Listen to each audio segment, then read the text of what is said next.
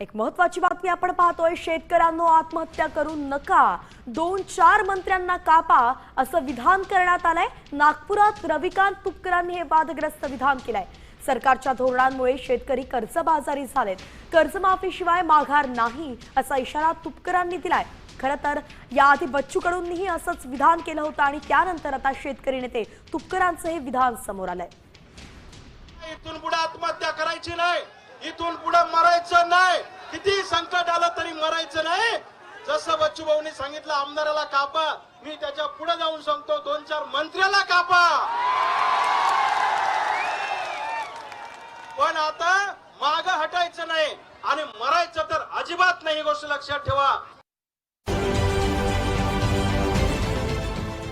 देश विदेशातील प्रत्येक घडामोडींचे लाईव्ह अपडेट मिळवण्यासाठी आता साम टीव्हीच्या सर्व सोशल मीडिया प्लॅटफॉर्मला लाईक, फॉलो आणि सबस्क्राईब करा। तसंच सर्व नोटिफिकेशनसाठी बेल आयकॉन प्रेस करायला विसरू नका।